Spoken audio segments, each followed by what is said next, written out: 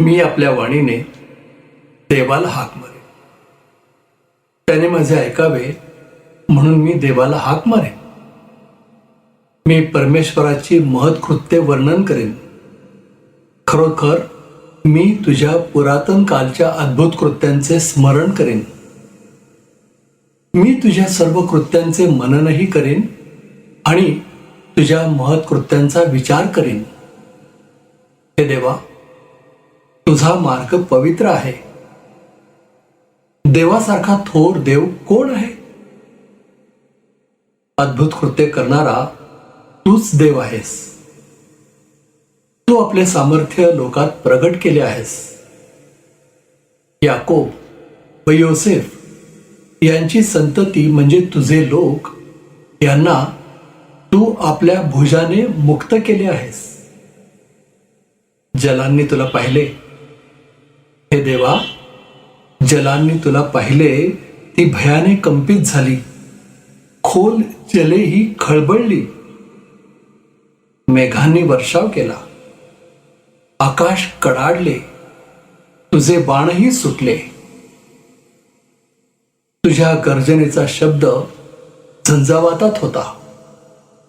विजांचा पृथ्वीवर लखलखाट झाला. पृथ्वी कंपित होऊन डळमळली.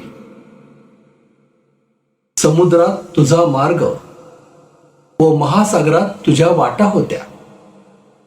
तुझी पावले दिसली नाहीत. मोशे व अहरोन यांच्या हस्ते तू आपले लोक कळपाप्रमाणे नेलेस. मी परमेश्वराची महत्कृत्य वर्णीन. खरोखर मी तुझ्या पुरातन कालच्या अद्भुत कृत्यांचे स्मरण करेन. शालोम प्रियजन हो.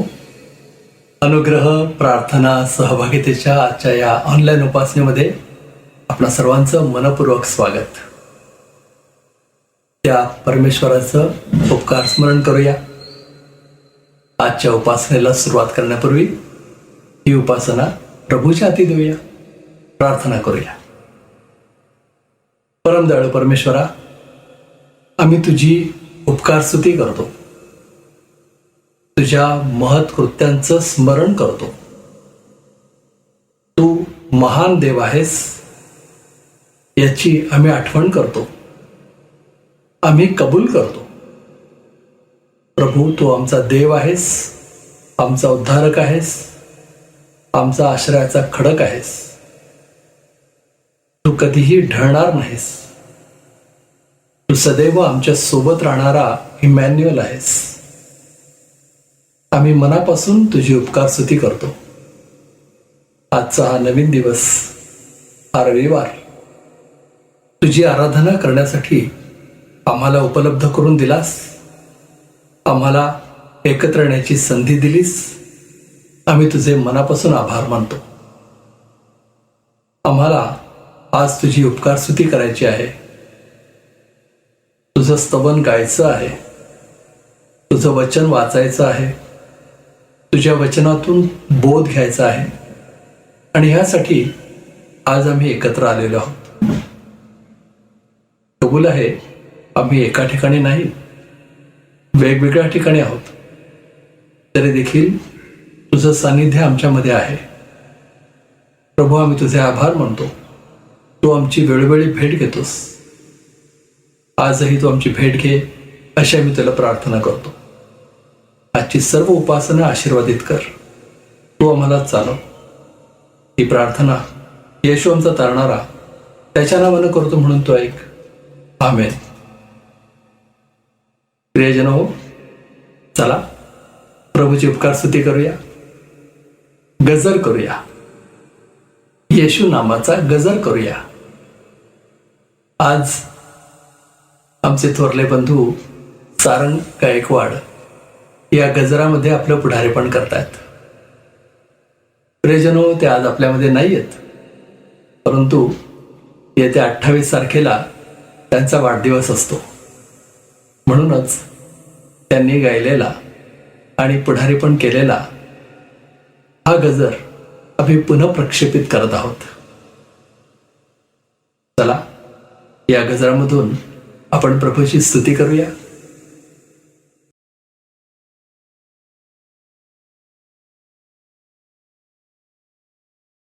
हॅलो. येशूने स्वतःला लीन केले, यामुळे देवाने त्याला अत्युच्च केले आणि सर्व नावापेक्षा जे श्रेष्ठ नाव ते त्याला दिले. यात हेतू हा की स्वर्गात, पृथ्वीवर, पृथ्वीखाली प्रत्येक गुडघा येशूच्या नावाने टेकला जावा आणि देव ते त्याच्या गौरवासाठी प्रत्येक जिभेने येशू ख्रिस्त हा प्रभू आहे असे कबूल करावे. तर चला आपण देवाला म्हणूया, आम्ही सर्वजण तुझी स्तुती आराधना करतो, संपूर्ण हृदयाने तुझा महिमा वर्णितो, तुझे नाव उंचावतो. येशू येतारणारा, इमॅन्युएल, आम्हाबरोबर देव. यात सर्वजण सहभागी होऊया आणि म्हणूया, येशू नाम आहे बहु गोड, येशू नाम आहे बहु गोड, जगी नाहीच तया तोड, जगी नाहीच तया तोड, जगी नाहीच तया तोड.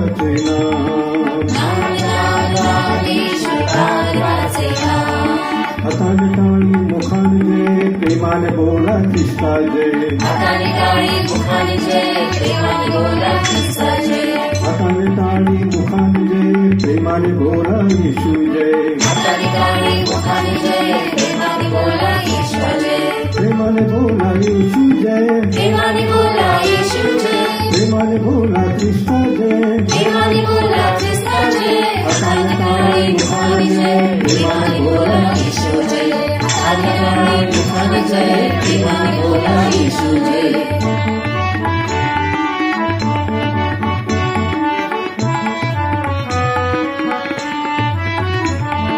याहूया जय जयकार कराया माझ्या ख्रिस्ताचा, या हो या जय जयकार कराया माझ्या ख्रिस्ताचा, याहूया जय जयकार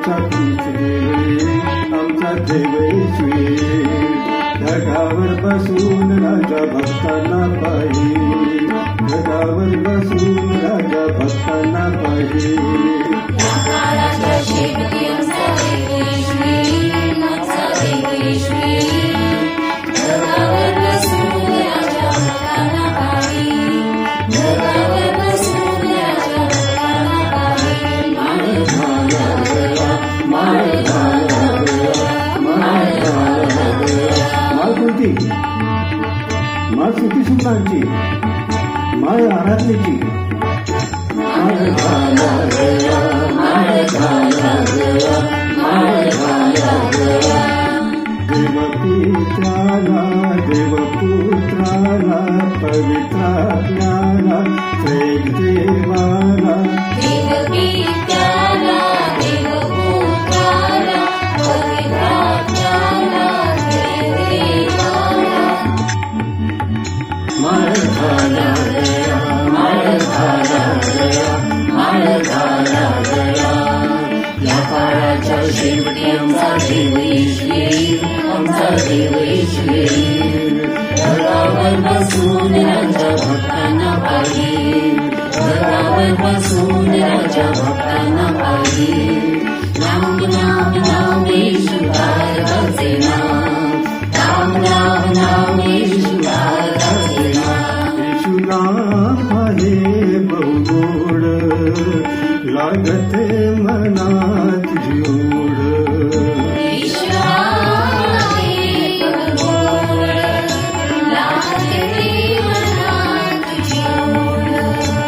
येशू नाम आहे बहुगोड लागते मनात जोड लागते मनात जोड लागते मनात जोड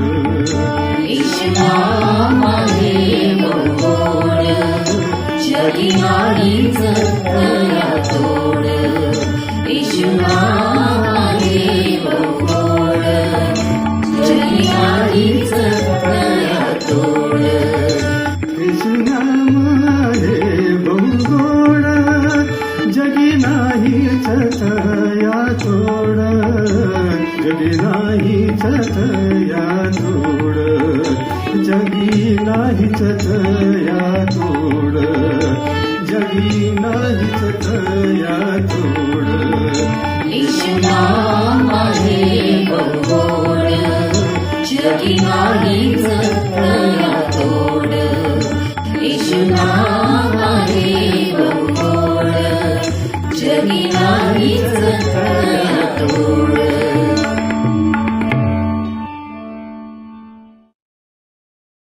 प्रियजन हो, येशू नामाचा हा गजर मी मनोभावे केला आहे.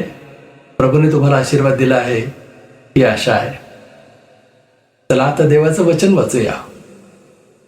आज प्रभूचं वचन वाचण्यामध्ये आपलं पुढारीपण करतायत औंध पुणे येथून मिसेस शैलजा घाटके.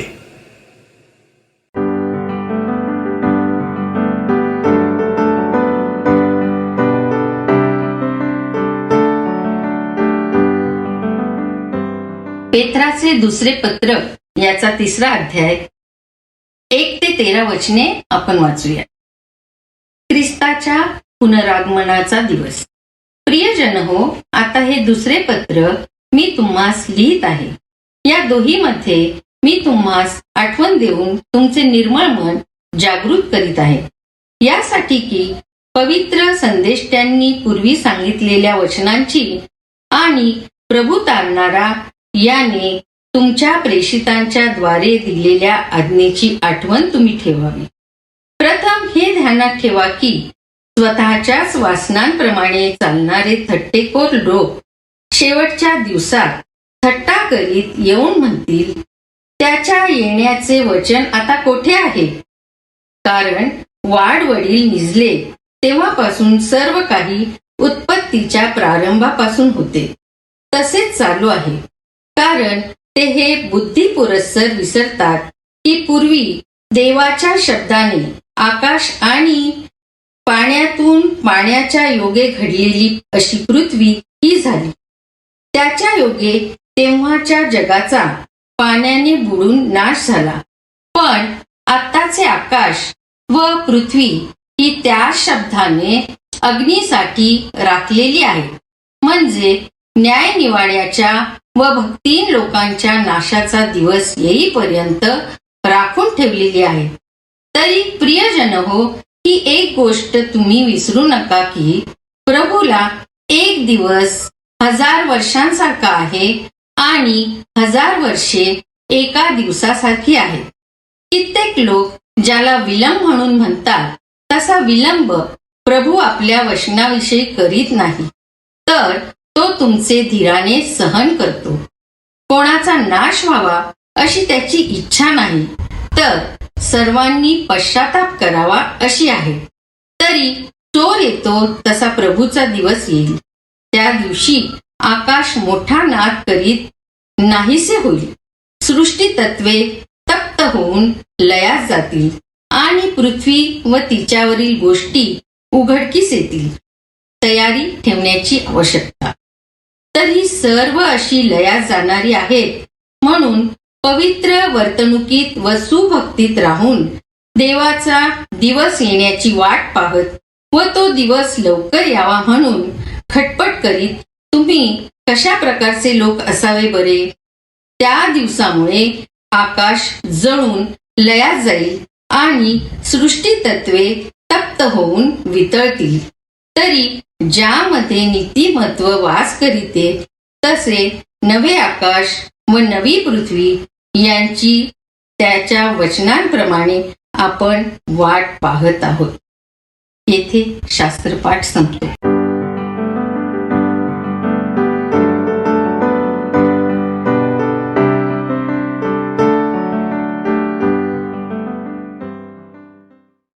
शैलजाताई, प्रभूचं वचन वाचण्यात आमचं पुढारीपण केलं. तत्परतेनं आपला व्हिडिओ आम्हाला पाठवलात. आपला बहुमूल्य वेळ दिलात. तुमचे मनपूर्वक आभार. आता वेळ झाली आहे दानार्पणाची. उपासना संगीतामधून ही आपल्या सगळ्यांची आवडती आरती गाऊन आपण आपलं दान प्रभूच्या चरणी आणूया.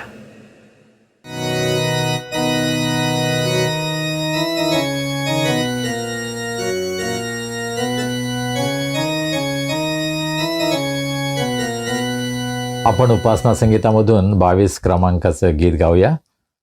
अतिशय सुंदर सर्वांच्या परिचयाचं गीत आहे. आनंदानं आपण हे गीत गाऊया आणि हे गीत गात असताना आपण आपलं दान परमेश्वराच्या सेवेसाठी अर्पण करूया. आपण गाऊया 22 क्रमांकाचं गीत उपासना संगीतामधून. जय जय जगदीशा, जगाला तुझी मात्र आशा. जय जय जगदीशा, जगाला तुझी मात्र आशा.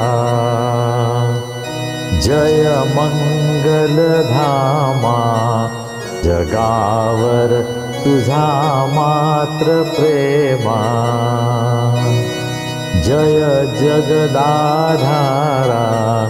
जगाला तुझा मात्र थारा. जय जय विश्वपते, जग हे तुझी वाट बघते. तुझी मात्र सेवा घडू दे जगामध्ये देवा. तुझे राज्य येवो जगिया, स्वर्ग उभारा हो. तुलाच वंदन घे, अमुचे वैभव तू अवघे. तुझ्या मात्र चरणी रमो दे सहर्ष दिन रजनी. प्रभो परात्पर जय करुणाकर, प्रभो परात्पर जय करुणाकर. जय जय जय बापा, जय जय जय पुत्रा. जय जय जय आत्म्या.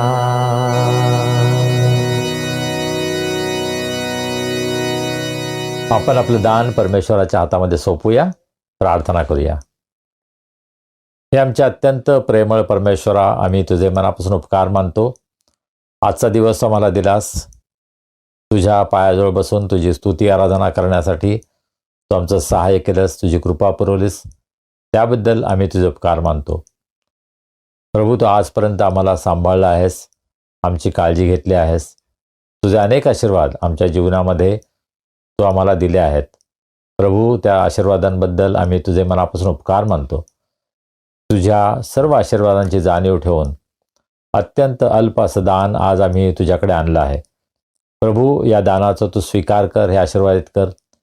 या दानाचा उपयोग सुवार्ता प्रसारासाठी, मंडळीच्या आध्यात्मिक उन्नतीसाठी, अनुग्रह, प्रेयर फेलोशिप आणि जे सर्व हा संदेश ऐकत आहेत त्या सर्वांच्या कुटुंबामध्ये तुझे मोठे आशीर्वाद आणण्यासाठी प्रभू, या दानाचा उपयोग तू करून घे.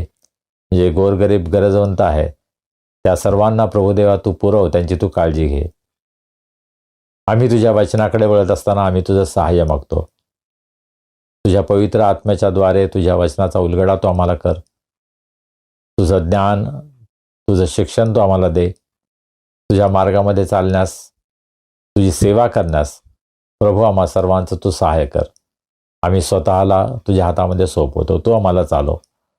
चालणारा प्रभू येशू ख्रिस्त याच्या नावाने आम्ही प्रार्थना करतो, म्हणून तो ऐक. आमेन. प्रियजन हो, आता वेळ झाली आहे देवाचा संदेश ऐकण्याची. आपण प्रेषितांचा मतांगीकार याचा अभ्यास करत आहोत. गेले 2 आठवडे यामध्ये आपण विश्राम घेतला होता, परंतु आज पुन्हा हा अभ्यास सुरू करूया. आपल्या सगळ्यांचे आवडते देवाचे सेवक रेव्हरंड संजय डेव्हिड गायकवाड प्रभूचा संदेश आपल्यापर्यंत आणतायत.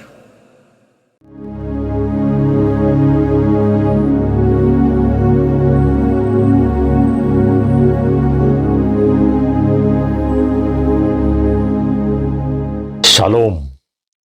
कसे आहात आपण सर्व?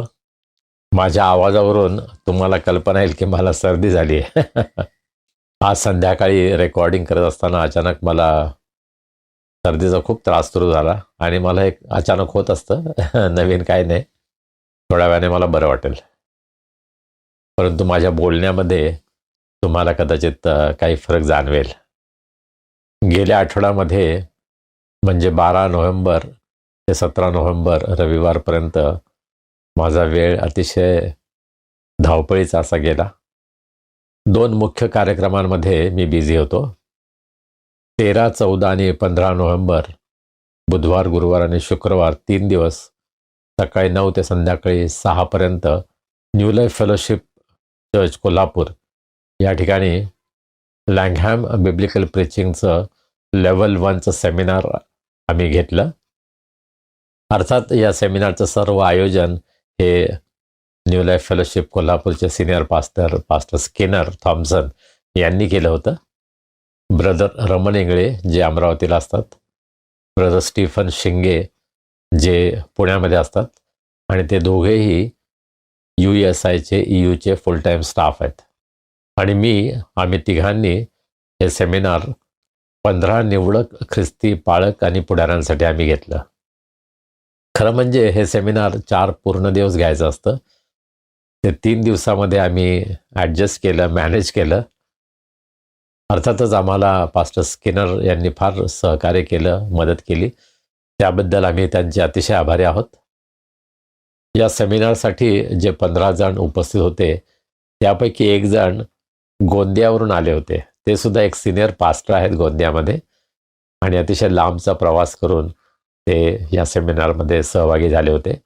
खरं म्हणजे पास्टर स्किनर दर 3 महिन्याला एक सेमिनार घेत असतात काही निवडक पुढाऱ्यांसाठी आणि ते 5 दिवसांचं असतं.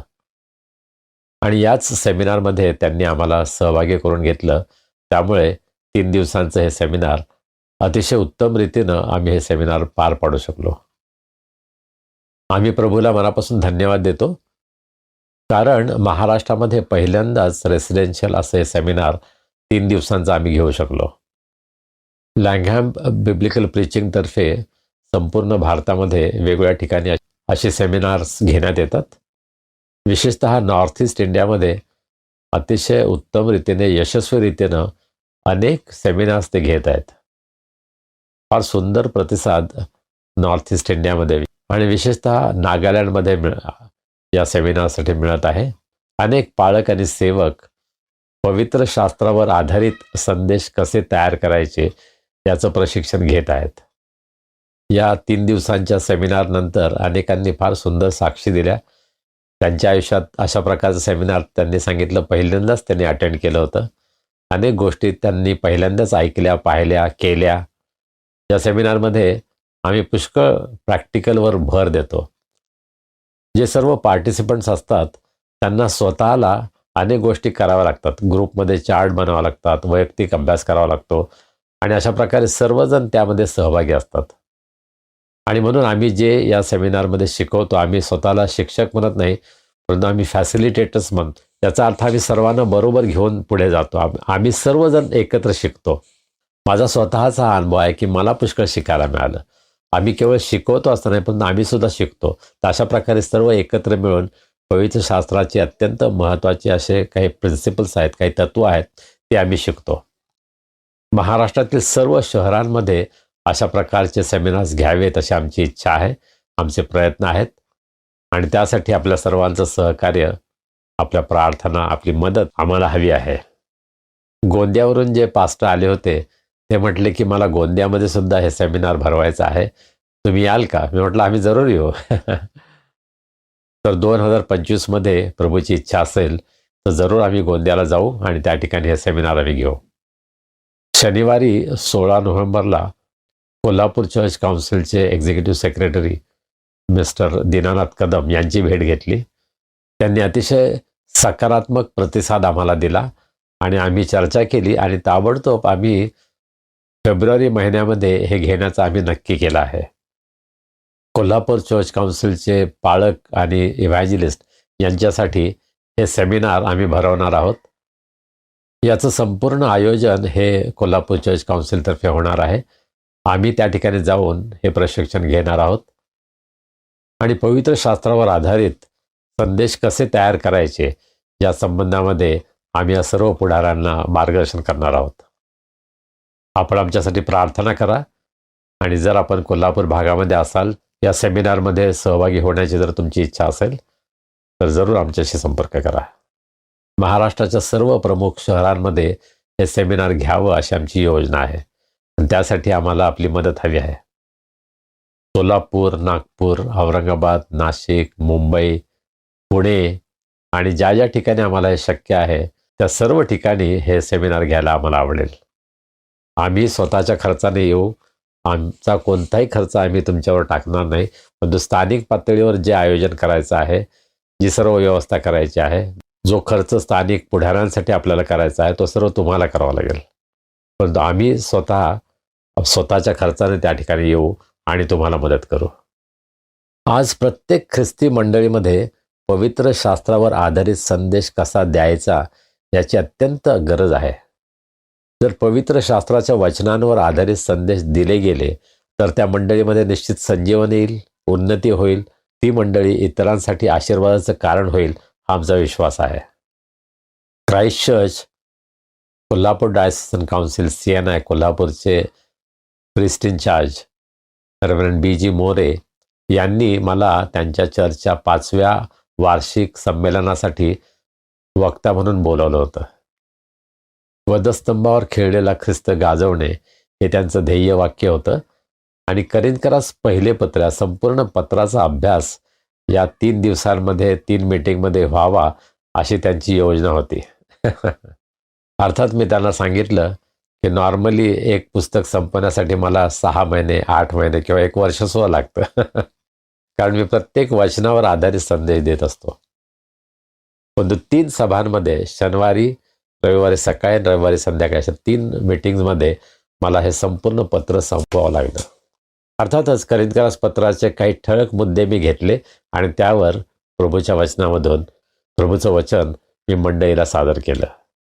प्रत्येक मीटिंग नंतर अनेक जण माझ्याकडे आले आणि त्यांनी साक्ष दिली की हे संदेश त्यांच्यासाठी अत्यंत उत्तेजन देणारे आणि आशीर्वाद देणारे असे ठरले, आणि त्याबद्दल मी प्रभूला धन्यवाद देतो. रेव्हरंड मोरे पाळक साहेब आणि त्यांचे पास्टरेट कमिटी, त्यांचे सेक्रेटरी, ट्रेझरर, या सर्वांचा मी मनापासून आभारी आहे. क्राइस्ट चर्च या मंडळीनं एक अतिशय भव्य दिव्य असं चर्च इमारत बांधलेली आहे. जवळजवळ काम संपत आलेलं आहे, परंतु मला अतिशय आवडलं. अतिशय सुंदर ही चर्च बिल्डिंग त्यांनी बांधलेली आहे, आणि प्रभूनं त्यांना किती अद्भुत रीतीने त्यांना सहाय्य केलं, पुरवठा केला, त्याची साक्ष त्यांनी दिली, आणि त्याबद्दल मी प्रभूला मनापासून धन्यवाद देतो. एक महत्त्वाचं काम या चर्चच्या इमारतीमध्ये बाकी आहे, ते म्हणजे फ्लोरिंग, म्हणजे चर्चमधल्या आतील टाईल्स बसवण्याचं काम. पाळक साहेबांनी मला सांगितले की हा सर्व पैसा चर्चच्या सभासदांनी दिलेल्या देणग्यांमधून त्यांनी उभा केला, परंतु आता त्यांना गरज आहे. जे थोडं काम राहिलेलं आहे ते पूर्ण करण्यासाठी त्यांना आर्थिक मदतीची गरज आहे, आणि म्हणून त्यांनी मला विनंती केली की आपण अनुग्रह प्रेयर फेलोशिपच्या सभासदांना सुद्धा हे सांगा, जर प्रभू त्यांना प्रेरणा देतो तर त्यांनी सुद्धा या कामामध्ये हातभार लावावा. आणि आपल्यामध्ये विशेषतः जे कोल्हापूरचे आहेत त्यांना मला हे अपील करायचं आहे, प्रभू जर तुमच्या मनाला प्रेरणा देतो तर जरूर आपण आपलं दान या चर्चला डायरेक्ट पाठवू शकता.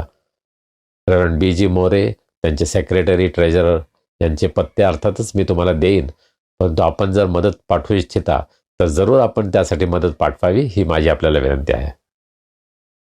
मागच्या रविवारची आपली अनुग्रह प्रेयर फेलोशिपची भक्ती आपल्या सर्वांसाठी अतिशय आशीर्वादाची झाली, हा माझा विश्वास आहे. कारण तशी साक्ष अनेकांनी आपल्या कॉमेंट्समध्ये व्यक्त केली आहे. आज आत्ता रेकॉर्डिंग करण्यापूर्वी मी किती व्ह्यूज आहेत ते पाहिले, आणि 775 व्ह्यूज होते. आमच्या अनुग्रह प्रेयर फेलोशिपसाठी ते एक रेकॉर्ड आहे. आणि त्यासाठी अर्थातच कारण आहे मिसेस अनघा थोरात. त्या इतक्या प्रसिद्ध असतील मला माहीत नव्हतं. महाराष्ट्रामध्ये आणि महाराष्ट्राबाहेर सुद्धा त्या अतिशय सुप्रसिद्ध आहेत, आणि वचनाची सेवा ते करत आहेत. आपल्या भक्तीमध्ये मागच्या रविवारी रूथच्या जीवनावर अतिशय सुंदर संदेश त्यांनी दिला, त्याबद्दल मी त्यांचा अतिशय आभारी आहे. मागच्या रविवारी अजून एक अनघा होती, मिसेस अनघा ओहोळ. त्यांनी शास्त्र वाचन केलं, त्याबद्दल आम्ही त्यांचे आभारी आहोत. आणि नेहमीप्रमाणेच अबनेर याने अतिशय सुंदर गीतं आपल्यासाठी गायली, आणि परमेश्वराच्या स्तुतीमध्ये त्याने आमचं पुढारी पण केलं, त्याबद्दल मी त्याचा आभारी आहे. इंग्रजीमध्ये ब्रदर अशोक राज यांनी प्रभूचं वचन आमच्याकडे आणलं, त्याबद्दल मी त्यांचा आभारी आहे. माझे मित्र ब्रदर विजय विस्पुते जे मिरजला असतात, त्यांनी इंग्रजीमध्ये शास्त्र वाचन केलं, त्याबद्दल त्यांचेही आम्ही आभारी आहोत. आजच्या भक्तीमध्ये सिस्टर शैलजा घाटगे यांनी पवित्रशास्त्राचं वाचन केलं आहे. मी त्यांना संध्याकाळी विचारलं, आणि ताबडतोब काही वेळातच त्यांनी रेकॉर्डिंग करून आपलं रेकॉर्डिंग पीटरला पाठवून सुद्धा दिलं होतं. इतका प्रॉम्प्ट रिस्पॉन्स देणारे फार कमी आहेत. काही जण तर विसरून जातात, आम्हाला त्यांना रिमाइंड करावं लागतं. तुमचं बायबल रीडिंग, तुमचं गाणं किंवा तुमचा संदेश आमच्यापर्यंत पोहोचला नाही असं त्यांना सांगावं लागतं, आणि मग ते आम्हाला पाठवून देतात. परंतु सिस्टर शैलजा यांनी अतिशय तत्परतेनं आम्हाला हे पाठवलं, आणि त्या नेहमीच लवकर पाठवतात, त्याबद्दल मी त्यांचा आभारी आहे. इंग्रजीमध्ये माझे मित्र ब्रदर विजय कुमार गुडसलमने जे धारवाडला असतात, त्यांनी शास्त्र वाचन यावेळेस केलं, त्यांचाही मी आभारी आहे. आजच्या मुख्य विषयाकडे वळण्या अगोदर आजच्या मननासाठी जो शास्त्रभाग आपल्यासाठी वाचण्यात आला तर त्याकडे आपण वळूया. पेत्राचं दुसरं पत्र, 3रा अध्याय 1 ते 13 या वचनांवर आपण थोडा वेळ मनन करूया. विश्वासणाऱ्यांना लिहित असताना पेत्रा असं म्हणतो, प्रियजन हो, आता हे दुसरे पत्र मी तुम्हाला लिहित आहे. या दोहीमध्ये मी तुम्हास आठवण देऊन तुमचे निर्मळ मन जागृत करत आहे. किती सुंदर शब्द पेत्र वापरतो नाही का? तो म्हणतो प्रियजन हो. मंडळीतील देवाचे लोक हे प्रियजन आहेत. होय, कदाचित आमचे नातेवाईक आहेत, आमचे कुटुंबीय आहेत, जे आम्हाला प्रिय आहेत, परंतु देवाच्या मंडळीमध्ये लोक आमच्यासाठी प्रियजन आहेत आणि पेत्र त्या प्रकारे त्यांच्याशी बोलतो आणि तो असं म्हणतो की मी तुम्हास आठवण देऊन तुमचे निर्मळ मन जागृत करत आहे. तुमचं निर्मळ मन जागृत करत आहे. प्रत्येक विश्वासणाराचं अंतःकरण हे निर्मळ आहे आणि ते निर्मळ मन आपल्याला जागृत करायला पाहिजे. देवाच्या वचनाच्या आठवणीच्या द्वारे आपलं निर्मळ मन जागृत होतं. देवाचं वचन जेव्हा आपण ऐकतो, ग्रहण करतो, त्यावेळेस आपल्या निर्मळ मनाला स्पर्श होतो आणि ते जागं होतं. हे सुंदर विचार आहे नाही का? आपण जितकं अधिक बायबल वाचू, जितकं आपण देवाचं वचन वाचू, तितकं आपलं निर्मळ मन जागृत होत राहील आणि देवाचं कार्य आम्हा प्रत्येकाच्या जीवनामध्ये घडणं किती महत्त्वाचं आहे नाही का? यासाठी की पवित्र संदेश त्यांनी पूर्वी सांगितलेल्या वचनाची आणि प्रभू तारणारा याने तुमच्या प्रेषितांच्या द्वारे दिलेल्या आज्ञेची आठवण तुम्ही ठेवावी. 2 गोष्टी पेत्र सांगतो. एक तर संदेश त्यांनी ज्या गोष्टी सांगितल्या त्याची आठवण करा आणि प्रेषितांनी सांगितले त्याची आठवण करा. पेत्रानं जेव्हा हे पत्र लिहिलं तेव्हा विश्वासणाऱ्यांसाठी बायबल काय होतं? जुना करार.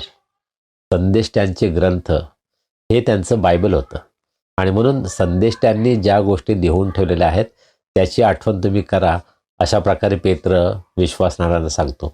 आणि त्यानंतर प्रेषितांनी जे सांगितलं आहे त्याची पण आठवण ठेवा. तो स्वतःही एक प्रेषित आहे.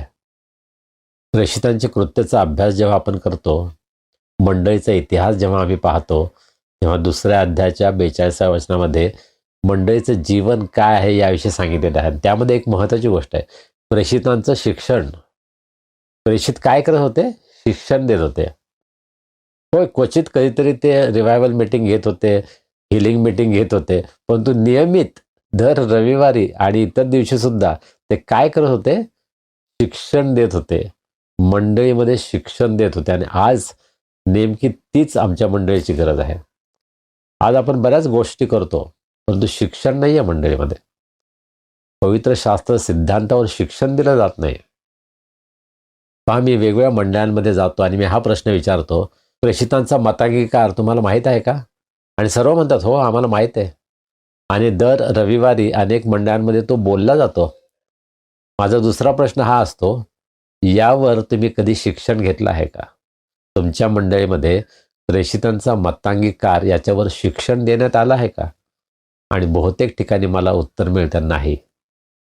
आमच्या विश्वासाचा पाया प्रेषितांचा मतांगीकार, ज्याचं वाचन आपण करतो, परंतु त्याचं शिक्षण पद्धतशीर अशा प्रकारे वचनाचं शिक्षण आमच्या मंडळीमध्ये दिलं जातं का, हा प्रश्न आहे. आणि म्हणूनच लँगहॅम बिब्लिकल प्रिचिंगवर आम्ही फार भर देतो. पवित्र शास्त्रावर आधारित संदेश कसा द्यायचा? मंडळीला आज शिक्षणाची गरज आहे. पुढे जाऊन पेत्र म्हणतो 3ऱ्या वचनात, प्रथम हे ध्यानात ठेवा की स्वतःच्याच वासनांप्रमाणे चालणारे थट्टेखोर लोक शेवटल्या दिवसात थट्टा करीत येऊन म्हणतील, त्याच्या येण्याचे वचन आता कोठे आहे? कारण वाडवडील निजले तेव्हापासून सर्व काही उत्पत्तीच्या प्रारंभापासून होते तसेच चालू आहे. पहिल्या शतकामध्ये पेत्रानं जेव्हा हे पत्र लिहिलं त्यावेळची परिस्थिती सांगतो की थट्टेखोर लोक येतील आणि म्हणतील, प्रभू येशू ख्रिस्ताच्या येण्याविषयी तुम्ही नेहमी बोलता, कधी येणार आहे तो? अशा प्रकारे ख्रिस्ती लोकांची, ख्रिस्ती विश्वासणाऱ्यांची ते चेष्टा करत होते, थट्टा करत होते. आणि ती परिस्थिती बदललेली नाही आहे. गेली 2000 वर्षे होऊन गेले तरी सुद्धा परिस्थिती तशीच आहे. आणि त्याचा उलगडा पुढील वचनांमध्ये आपण पाहणार आहोत. परंतु प्रभू येशू ख्रिस्ताच्या पुन्हा येण्याचे थट्टा करणारे अनेक जण आहेत. संपूर्ण जगामध्ये, प्रत्येक शतकामध्ये, प्रत्येक काळामध्ये, मंडळीच्या इतिहासामध्ये प्रभू येशू ख्रिस्ताच्या दुसऱ्या येण्याचे थट्टा करणारे लोक आहेत आणि ते शेवटपर्यंत असतील. ही वस्तुस्थिती आहे. वचन 5, कारण ते हे बुद्धी पुरस्सर विसरतात की पूर्वी देवाच्या शब्दाने आकाश आणि पाण्यातून पाण्याच्या योगे घडलेली अशी पृथ्वी झाली. त्याच्या योगे तेव्हाच्या जगाचा पाण्याने बुडून नाश झाला. पाण्यातून पृथ्वी निर्माण झाली, देवाने निर्माण केली, देवाच्या शब्दाने निर्माण झाली, परंतु त्याच पाण्यानं त्या पृथ्वीचा नाश सुद्धा झाला हे नोहाच्या काळामध्ये आम्ही पाहिलं. पण आत्ताचे आकाश व पृथ्वी ही त्याच शब्दाने अग्नीसाठी राखलेली आहेत, म्हणजे न्याय निवाड्याचा व भक्तिहीन लोकांच्या नाशाचा दिवस येईपर्यंत राखून ठेवलेली आहेत. देवानं पाण्यापासून पृथ्वी निर्माण केली. मानवाच्या पापामुळं पाण्यानंच पृथ्वीचा नाश झाला, परंतु देवानं पुन्हा एकदा एक संधी दिली आणि देवाच्या शब्दानं हे आकाश आणि ही पृथ्वी राखून ठेवलेली आहेत. कशासाठी राखून ठेवलेलं आहे? अग्नीसाठी. अग्नीच्या द्वारे न्याय होणार आहे. न्याय निवाडाचा, भक्तिहीन लोकांच्या नाशाचा दिवस येईपर्यंत राखून ठेवलेले आहेत. आज आम्ही त्या काळामध्ये राहत आहोत की प्रभू येशू ख्रिस्ताचं येणं जवळ आहे, आम्हाला माहीत आहे. पण तो आता प्रभू येशू ख्रिस्त येणार आहे, तो न्याय करण्यासाठी येणार आहे. आणि हा न्याय अग्नीच्या द्वारे होणार आहे. अग्नी भस्म करणार आहे. आणि जे सर्व प्रभू येशू ख्रिस्ताला ज्यांनी नाकारलं त्यांचा अग्नीच्या द्वारे नाश होणार आहे. आणि ही अत्यंत भयंकर अशी गोष्ट आहे. आणि म्हणून आम्हाला लोकांना जागं करायचंय, लोकांना सावध करायचंय, त्यांच्यापर्यंत सुवार्थ घेऊन जायची आहे, यासाठी की त्यांचा बचाव व्हावा, त्यांचा नाश होऊ नये. पुढे पेत्र पुन्हा म्हणतो, तरी प्रियजन हो, ही एक गोष्ट तुम्ही विसरू नका की प्रभूला एक दिवस 1000 वर्षांसारखा आणि 1000 वर्षे एका दिवसासारखे आहेत. जे असं म्हणतात की कुठे गेला त्याचं येण्याचा काळ, तो परत येणार आहे असं म्हणतात, कुठे तो येणार आहे? त्यांना पेत्र म्हणतो की प्रभूला एक दिवस 1000 वर्षांसारखा आणि 1000 वर्षे एका दिवसांसारखे आहेत. कित्येक लोक ज्याला विलंब म्हणून म्हणतात, तसा विलंब प्रभू आपल्या वचनाविषयी करत नाही. तो विलंब करत नाही, तर तो तुमचे धीराने सहन करतो. त्याचा विलंब याचा अर्थ हा आहे की तो आमचं धीराने सहन करत आहे. कोणाचा नाश व्हावा अशी त्याची इच्छा नाही, तर सर्वांनी पश्चाताप करावा अशी आहे.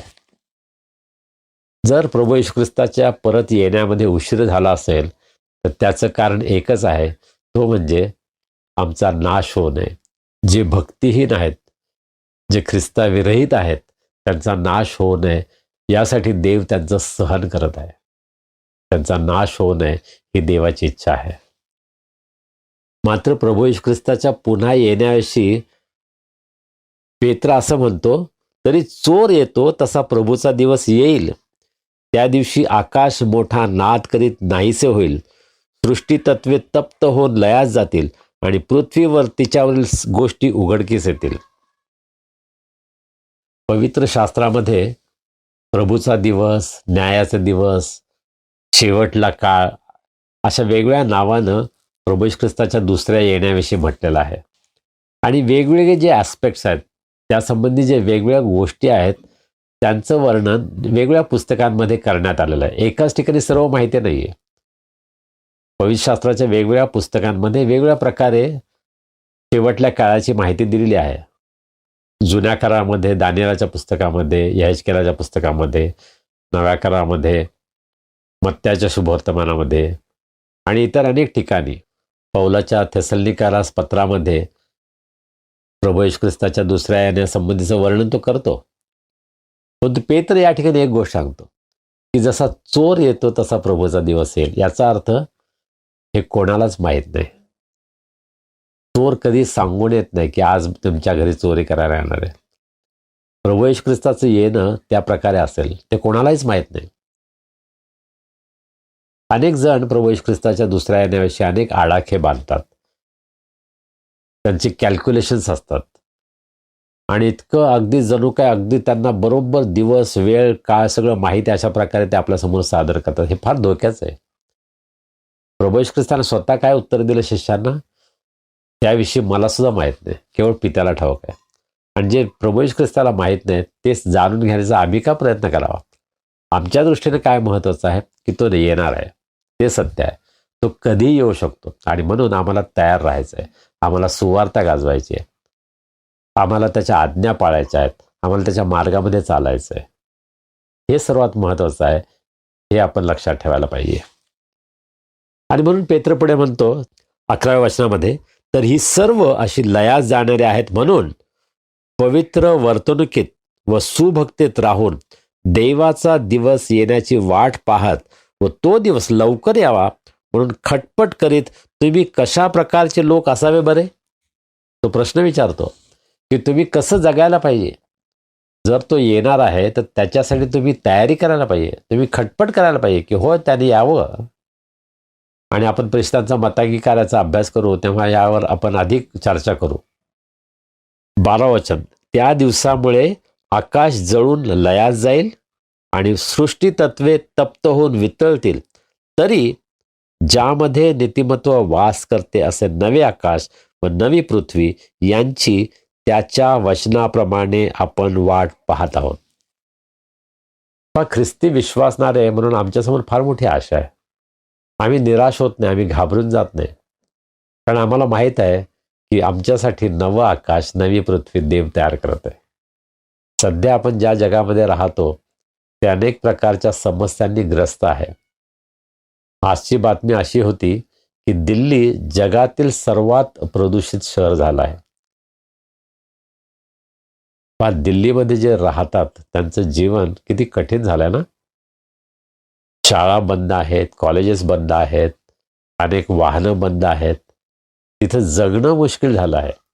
आणि अशा जगामध्ये आज आपण राहत आहोत. अनेक ठिकाणी युद्ध चालू आहे, हिंसाचार चालू आहे. मणिपूरमध्ये ख्रिस्ती लोकांची परिस्थिती भयंकर आहे. इस्रायल, पॅलेस्टाईन, लेबनन या ठिकाणी अनेक निरपराध लोक मारले जात आहेत. आणि म्हणून आम्हाला प्रार्थना करायला पाहिजे की प्रभूचा दिवस लवकर यावा, कारण जेव्हा तो दिवस येईल तेव्हा नवी पृथ्वी नवं आकाश याचा अनुभव आम्हाला येईल. नवं आकाश नवी पृथ्वी यापेक्षा काय महत्वाचं आहे माहिती आहे का? की प्रभू स्वतः आमच्याबरोबर असेल. ज्या ठिकाणी प्रभू आहे त्या ठिकाणी सर्व प्रकारचा आनंद आहे, आशीर्वाद आहे, शांती आहे, नाही का? आणि त्या दिवसासाठी आपण स्वतःची तयारी करूया. प्रेषितांचा मतांगीकार याच्या पुढच्या भागाकडे आपण आता जाऊया. मागच्या वेळेस आपण पाहिलं प्रभू येशू ख्रिस्त स्वर्गात गेला आणि सर्व समर्थ देव जो पिता त्याच्या उजवीकडे बसला आहे. आणि त्यानंतर आज आपण पाहणार आहोत तेथून जिवंतांचा व मेलेल्यांचा न्याय करावयास जो येणार आहे त्यावर मी विश्वास ठेवतो. सर्व समर्थ देव जो पिता आकाश व पृथ्वी यांचा उत्पन्न करता त्याचवर मी विश्वास ठेवतो आणि त्याचा एकुलता एक पुत्र येशू ख्रिस्त आमचा प्रभू यावर मी विश्वास ठेवतो, जो पवित्र आत्म्याच्या योगे गर्भरूप झाला, कुमारी मरियेपासून जन्मास आला, ज्याने पंत पिलाताच्या वेळेस दुःख भोगले, ज्याला वधस्तंभी दिले, जो मरण पावला आणि ज्याला पुरले व जो अधोलोकी गेला, तिसऱ्या दिवशी मेलेल्यातून पुन्हा उठला, स्वर्गात चढला आणि सर्व समर्थ देव जो पिता त्याच्या उजवीकडे बसला आहे. तिथून जिवंतांचा आणि मेलेल्यांचा न्याय करावयास तो पुन्हा येणार आहे, याच विषयी मी विश्वास ठेवतो. पवित्र आत्मा, पवित्र सार्वत्रिक मंडळी, पवित्र जनांची सहभागिता, पापांची क्षमा, देहाचे पुनरुत्थान आणि सार्वकालिक जीवन याविषयी मी विश्वास ठेवतो. आमेन. इंग्रजीमध्ये हे असं आहे, he will come again to जज the living and the dead. आणि म्हणून त्याच प्रकारे आपण पाहणार आहोत ही विल कम अगेन, तो पुन्हा येणार आहे. प्रेषितांची कृत्य याचा पहिला अध्याय त्याच्या 9व्या वचनापासून पुढे आपण पाहतो. असे सांगितल्यावर त्यांच्या डोळ्यांदेखत तो म्हणजे प्रभू येशू ख्रिस्त वर घेतला गेला आणि मेघाने त्याला त्यांच्या दृष्टीआड केले. तो जात असता ते आकाशाकडे निरखून पाहत होते. तेव्हा पहा, शुभ्र वस्त्रे परिधान केलेले 2 पुरुष त्यांच्याजवळ उभे राहिले. ते म्हणाले, अहो गालिलकरांनो, तुम्ही आकाशाकडे का पाहत उभे राहिला? हा जो येशू तुम्हापासून वर आकाशात घेतला गेला आहे तोच, तुम्ही त्याला जसे आकाशात जाताना पाहिले तसाच येईल. प्रभू येशू ख्रिस्त ज्यावेळेस आकाशात घेतला गेला त्यावेळेस देवदूतांनी सांगितलं, जसं तुम्ही त्याला जाताना पाहिलं तसंच तो पुन्हा येणार आहे. येशू ख्रिस्ताच्या पुन्हा येण्याविषयी तो जेव्हा वर घेतला गेला तेव्हाच सांगण्यात आलं आणि तेव्हापासून आजपर्यंत ख्रिस्ताची मंडळी तो पुन्हा येईल याची वाट पाहत आहे. पेत्राचं पहिले पत्र याचा 3रा अध्याय आपण जी काही वचनं पाहिली त्यामध्ये तेव्हापासून आजपर्यंत प्रभू येशू ख्रिस्ताच्या पुन्हा येण्याविषयी लोक चेष्टा करत आहेत, थट्टा करत आहेत, हेटाळणी करत आहेत. परंतु तो नक्की येणार आहे हे विश्वासणाऱ्यांना माहीत आहे. तर प्रभू येशू ख्रिस्त पुन्हा येणार आहे ख्रिस्ती विश्वासामध्ये अत्यंत महत्त्वाचा असा सिद्धांत आहे, नाही का? आणि म्हणूनच प्रेषितांच्या मतांगीकारामध्ये याचा समावेश करण्यात आला आहे की प्रभू येशू ख्रिस्त पुन्हा येणार आहे. प्रभू येशू ख्रिस्त जेव्हा पहिल्यांदा या जगात आला, एक असहाय्य बाळक म्हणून त्याने जन्म घेतला. अत्यंत नम्र अशा प्रकारे तो आला. त्याने दुःख सहन केलं. वधस्तंभावरचं अत्यंत क्रूर असं मरण त्यानं सहन केलं. त्याला पुरण्यात आलं. तो पुन्हा उठला आणि तो स्वर्गात घेतला गेला. पण तो पुन्हा येणार आहे तेव्हा तो अत्यंत गौरवी स्वरूपामध्ये येणार आहे. थेसलनी येथील मंडळीला लिहित असताना पाऊल थेसलनिकरास पहिले पत्र 4था अध्याय आणि 16व्या वचनामध्ये असं म्हणतो, कारण आज्ञाध्वनी आद्य दिव्यदूताची वाणी व देवाच्या तुतारीचा नाद होत असता प्रभू स्वतः स्वर्गातून उतरेल. प्रभू येशू ख्रिस्ताचं पुन्हा येणं हे अत्यंत दैदिप्यमान असेल आणि प्रत्येक डोळा त्याला पाहिल, सर्वजण त्याला पाहतील. प्रभू येशू ख्रिस्ताचा जन्म जेव्हा बेथलहेम या ठिकाणी झाला तेव्हा कोणाला खबर सुद्धा नव्हती. मेंढपाळांना देवदूताने खबर दिली. मागे लोक अत्यंत लांबचा प्रवास करून आले, परंतु हेरोद राजाला माहीत नव्हतं येशूचा जन्म झाला आहे. अनेकांना माहीतच नव्हतं. परंतु प्रभू येशू ख्रिस्त जेव्हा पुन्हा येणार आहे तेव्हा प्रत्येक डोळा तो पाहणार आहे. सर्व जगासमोर तो येणार आहे. तो लपून छपून येणार नाही, गुप्तपणे येणार नाही, परंतु अत्यंत भव्य दिव्य रूपानं तुतारीचा नाद होत असताना स्वर्गातून तो उतरेल.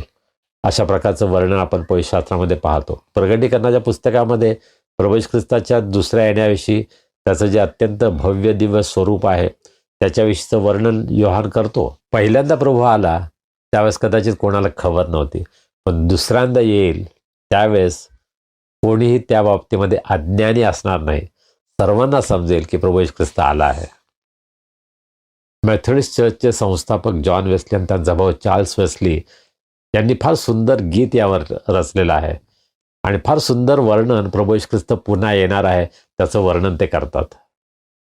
प्रभू येशू ख्रिस्ताच्या दुसऱ्या येण्यामध्ये आपल्याला कोणती गोष्ट ठळकपणे जाणवते, लक्षात येते, ती ही आहे की तो जगाचा न्याय करण्यासाठी येणार आहे.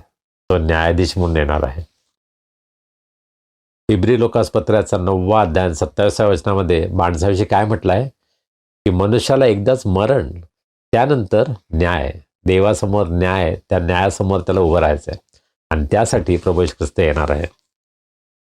प्रत्येक धर्मामध्ये न्यायाविषयी सांगितलेलं आहे आणि न्यायाविषयीचं जे चित्र आहे ते अत्यंत भयंकर आहे, थरकाप उडवणार आहे, भीतीदायक आहे. परंतु विश्वासणाऱ्यांना त्याची भीती बाळगायचं कारण नाही आहे.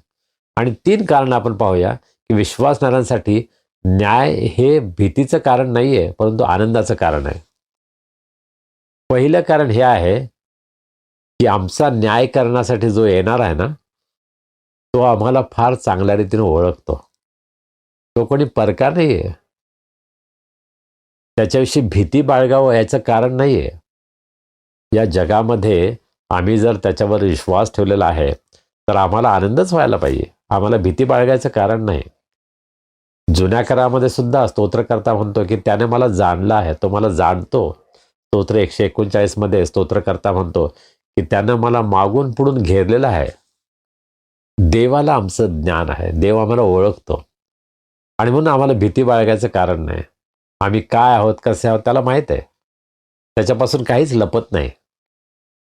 योहान शुभवर्तमानाच्या पहिल्या अध्यायामध्ये 47 ते 50 या वचनामध्ये आम्हाला नथानिएलची गोष्ट आढळते आणि नथानिएलला पाहून प्रभू येशू ख्रिस्त काय म्हणतो, तू त्या ठिकाणी उभा होतास ते मला माहीत आहे. तू कोण आहेस, कुठून आलास हे मला सर्व माहीत आहे. योहान शुभवर्तमानाच्या 2ऱ्या अध्यायात 23 ते 25 मध्ये जमावेशी तो म्हणतो की मला माहीत आहे तुम्ही कोण आहात, मी यांना ओळखतो. शमरोनी स्त्रीशी तो बोलत होता योहानाच्या 4थ्या अध्यायामध्ये. त्यावेळेस त्याने सांगितलं ती कोण आहे. तिने आतापर्यंत 4 लग्न केलेले आहेत आणि सध्या तिच्याजवळ जो आहे तो तिचा पती नाही. तिच्याविषयी सर्व माहिती त्याला होती आणि अशा प्रकारे तो आम्हाला फार चांगलं ओळखतो, म्हणून आम्हाला घाबरायचं कारण नाही आहे. आणि कदाचित यामुळे अनेक जण घाबरून जातात. कारण माणसांपासून मी अनेक गोष्टी लपवतो, पण देवापासून मी काही लपवू शकत नाही. देव मला जाणतो, देव मला ओळखतो. परंतु विश्वासणाऱ्यांसाठी ही खूप धीर देणारी, सांत्वन देणारी अशी गोष्ट आहे की देव मला ओळखतो, मला घाबरायचं काही कारण नाही.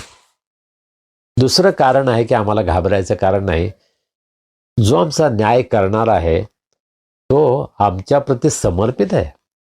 त्याचं आमच्यावर खूप प्रेम आहे. योहान 3:16 आपल्या सर्वांना माहिती आहे. देवानं जगात एवढी प्रीती केली की त्याने आपला एकुलता एक पुत्र दिला. त्याचं इतकं प्रेम आहे की आपल्याजवळ जे उत्तम ते त्याने आमच्यासाठी देऊन टाकलेलं आहे. त्याने आपलं प्रेम व्यक्त केलेलं आहे, प्रगट केलेलं आहे. प्रभू येशू ख्रिस्तानं जो एक दाखला सांगितला, जो उत्तम मेंढपाळ आहे तो 99 मेंढरांना सोडून एका चुकलेल्या मेंढरासाठी आपला जीव धोक्यात घालतो. आणि तो आमचा देव आहे. तो आमच्यावर मनापासून प्रेम करणार आहे आणि म्हणून तो जेव्हा न्याय करेल तेव्हा आम्हाला भीती बाळगायचं कारण नाही. स्वतः प्रभू येशू ख्रिस्ताचा जेव्हा न्याय झाला तेव्हा त्याचे जे न्याय करणारे होते ते त्याच्या शत्रूप्रमाणे वागले. पिलातानं जेव्हा त्याचा न्याय केला तेव्हा त्याने ओळखलं नाही. एक गुन्हेगार म्हणून त्याने त्याचा न्याय केला आणि अत्यंत पक्षपातीप्रमाणे त्याचा न्याय झाला. तो निर्दोष आहे असं म्हणून त्याला वधस्तंभावरची शिक्षा देण्यात आली. हा जगातील न्याय अशा प्रकारचा आहे याचा अनुभव स्वतः प्रभू येशू ख्रिस्ताने घेतला. पण तो जेव्हा तो आमच्याकडे पाहतो तेव्हा तो म्हणतो की मी तुझ्यासाठी माझा प्राण दिलेला आहे, तू मला अत्यंत प्रिय आहेस, तू माझं लेकरू आहेस. आणि म्हणून जेव्हा तो न्याय करेल तेव्हा आम्हाला भीती बाळगायचं कारण नाही, कारण तो माझ्यावर खूप प्रेम करतो. त्याला माझ्याबद्दल खूप कळवळ आहे. माझा नाश होऊ नये अशी त्याची इच्छा आहे. आणि तिसरं कारण हे आहे, जो आमचा न्याय करणार आहे त्याला आम्ही स्वतः ओळखतो. जर या जगामध्ये आपण प्रभू येशू ख्रिस्ताला आपला तारणारा, आपला प्रभू म्हणून स्वीकारलेला आहे तर त्याचा अर्थ आम्ही त्याला चांगलं ओळखतो. त्याच्या वचनाद्वारे त्याची ओळख आम्हाला झालेली आहे. रोज आम्ही प्रार्थनेद्वारे त्याच्याशी बोलतो, त्याच्या वचनाद्वारे त्याच्याविषयी अधिक ज्ञान आम्ही मिळवतो, त्याच्या सहवासामध्ये, त्याच्या सहभागितेमध्ये आम्ही वाढतो आणि म्हणून तो आम्हाला अत्यंत जवळचा आहे. आम्ही त्याच्यावर विश्वास ठेवू शकतो कारण आम्ही त्याला फार चांगलं ओळखतो. तो आम्हाला ओळखतोच, पण आम्ही सुद्धा त्याला ओळखतो. हा प्रश्न आपल्या प्रत्येकाला स्वतःला विचारावा लागेल की मी प्रभूला कसं ओळखतो? माझी ओळख फक्त रविवारपुरती आहे का? फक्त सणासुदीच्या दिवसामध्ये, रिवायवल मीटिंगमध्ये मला तो जवळचा वाटतो का? की रोज आणि रोज सकाळी उठल्यापासून रात्री झोपेपर्यंत मी त्याचा जवळचा अनुभव घेतो का? तो माझ्यावर किती प्रेम करतो हे मला माहीत आहे का? मी त्याला काय ओळखतो? मी त्याला कसं ओळखतो? हा प्रश्न आहे. आणि मी जर त्याला इतका चांगला ओळखतो तर मला भीती बाळगायचं कारण नाही. योहान 3:35 आणि 36 मध्ये असं म्हटलं आहे, जो त्याला स्वीकारतो त्याला सार्वकालिक जीवन आहे आणि जो त्याला नाकारतो देवाचा क्रोध त्याच्यावर राहतो. जर आम्ही त्याला स्वीकारलेला आहे तर आम्हाला सार्वकालिक जीवन मिळालेलं आहे. योहान 5:24 मध्ये असं म्हटलेलं आहे की आम्ही मरणातून जीवनात पार गेलेलो आहोत. आमच्यावर न्यायाचा प्रसंग येणारच नाही आणि म्हणून न्यायाची भीती आम्हाला बाळगायची गरज नाही. याचा अर्थ आमचा जो न्याय होणार आहे तो आम्ही त्याला कसं ओळखतो यावर होणार आहे. जर आम्ही त्याला ओळखत नाही तर आम्हाला नाशाला तोंड द्यावं लागेल, शिक्षेला तोंड द्यावं लागेल, देवापासून कायमचं आम्हाला विभक्त व्हावं लागेल, नरकामध्ये जावं लागेल. म्हणजे जर आम्ही त्याला ओळखतो तर सार्वकालिक जीवनामध्ये, त्याच्या सानिध्यामध्ये, त्याच्या स्तुती आराधनेमध्ये, त्याच्या सहभागितेमध्ये आपण सर्वदा राहणार आहोत. हा मोठा आनंद आम्हाला आहे. आणि म्हणून प्रभू येशू ख्रिस्त जो येणार आहे तो जगाचा न्याय करणार आहे. जे जिवंत आहेत आणि मेलेले आहेत सर्वांचा न्याय होणार आहे. आम्ही जिवंत असताना प्रभू आला तर प्रभूच्याने आमची भेट होईल. जर प्रभू येशू ख्रिस्ताच्या नावावर विश्वास ठेवून आमचा मृत्यू झाला असेल तर आम्हाला आशा आहे की तो आम्हाला उठवणार आहे. आमचे प्रियजन जे आमच्या अगोदर गेलेले आहेत त्यांनी जर प्रभू येशू ख्रिस्तावर विश्वास ठेवलेला आहे, भरोसा ठेवलेला आहे तर ते सर्वप्रथम उठवले जातील. त्यांचा नाश होणार नाही. होय, न्याय होईल परंतु नाश होणार नाही. आम्हा सर्वांना देवाच्या न्यायासनासमोर एक दिवस उभं राहायचं आहे. तुम्ही कोणत्याही धर्माचे असा, कोणत्याही संस्कृतीचे असा, कोणत्याही देशाचे असा, कोणत्याही भाषा बोलणारे असा, आम्हा सर्वांना देवाच्या न्यायासनासमोर उभं राहायचं आहे. आणि देव प्रभू येशू ख्रिस्त आमचा न्याय करणार आहे. जर आम्ही आपलं जीवन प्रभूला दिलेलं आहे तर आमच्यावर न्यायाचा प्रसंग येणार नाही. आमच्यासाठी सार्वकालिक जीवन देवाने ठेवलेलं आहे. आपली परिस्थिती काय आहे? तुम्ही आपलं जीवन प्रभूला समर्पित केलं आहे का? प्रभू येशू ख्रिस्ताला तुम्ही वैयक्तिक तारणारा आणि प्रभू म्हणून स्वीकारला आहे का? जर तसं झालं असेल तर प्रभूची स्तुती असो. परंतु जर अद्यापही तुम्ही प्रभू येशू ख्रिस्ताला आपल्या जीवनाचा स्वामी आणि प्रभू केलं नसेल तर तुमच्यासमोर न्यायाची भीती सदैव असेल.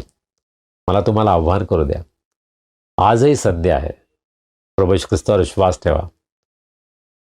प्रभू येशू ख्रिस्तावर विश्वास ठेवल्यामुळं आम्हाला सार्वकालिक जीवनाचं दान मिळतं आणि ते आपल्या प्रत्येकाला मिळावं ही देवाची इच्छा आहे.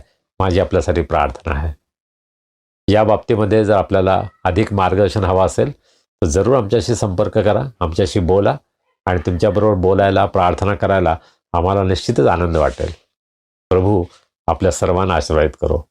आमेन. प्रार्थना करूया. सर्व समर्थ जिवंत प्रभुदेवा, आम्ही तुझे मनापासून उपकार मानतो. आज तुझ्या नावामध्ये तू आम्हा सर्वांना एकत्र आणलंस. तुझ्या पायाजवळ बसून तुझी स्तुती आराधना करण्यासाठी तू आमचं सहाय्य केलंस, तुझी कृपा पुरवलीस. प्रभू, आम्ही तुझे मनापासून उपकार मानतो. आम्ही तुला धन्यवाद देतो, आम्ही तुला उंचवितो, आम्ही तुला गौरवितो. प्रभू, तुझ्या वचनाद्वारे जे सत्य तू आम्हाला प्रगट केलं आहेस, जे शिक्षण तू आम्हाला दिलं आहेस, त्यावर आम्ही अधिक विचार करावा. प्रभू, तू पुन्हा येणार आहेस, तू जगाचा न्याय करणार आहेस. पण तू जर आम्ही तुला ओळखतो, जर आम्ही आपल्या जीवनामध्ये तुला आमचा प्रभू आणि तारणार म्हणून स्वीकारलेला आहे, तर आमच्यावर न्यायाचा प्रसंग येणार नाही असं तुझं वचन आम्हाला सांगतं. प्रभू, आम्हाला अत्यंत धीर देणाऱ्या या वचनाबद्दल आम्ही तुझे मनापासून उपकार मानतो.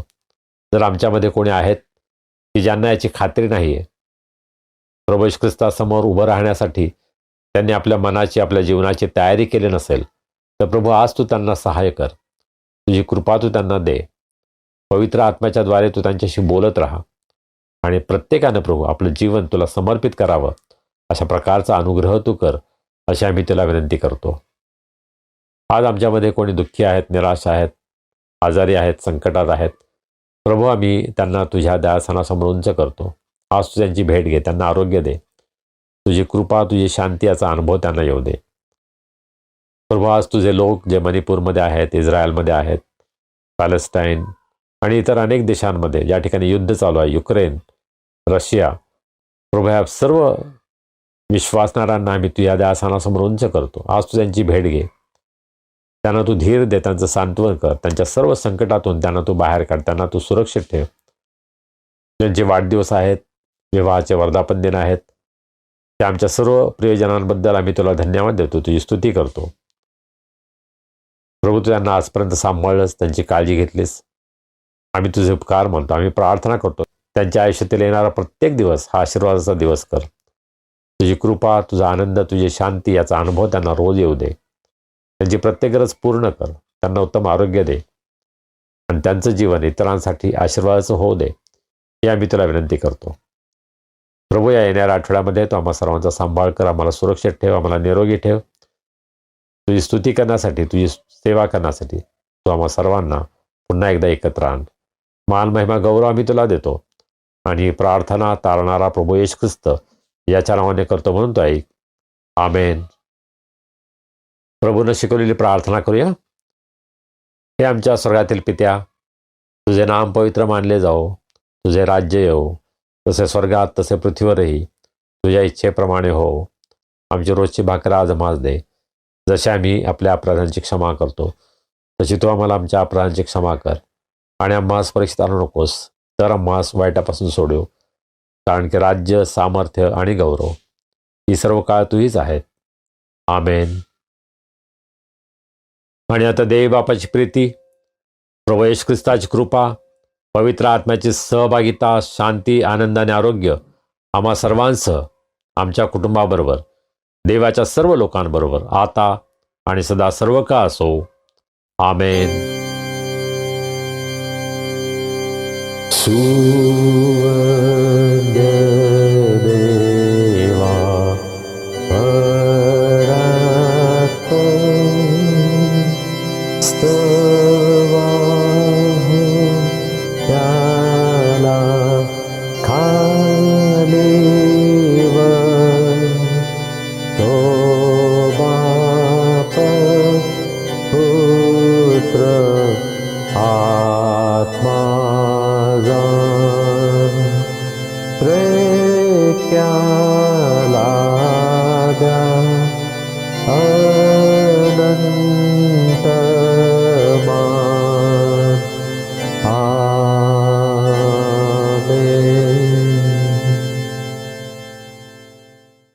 प्रियजन हो, आजची उपासना आवडली ना? प्रभू तुमच्याशी बोलला, प्रभूनं आशीर्वाद दिला. मग हा आशीर्वाद तुमची मित्रमंडळी, नातेवाईक यांनाही देताय ना? उपासनेची लिंक त्यांना पाठवताय ना? आणि त्यांनाही हे चॅनल सबस्क्राईब करायला सांगा. आता भेटूया पुढील रविवारी. तोपर्यंत शालोम.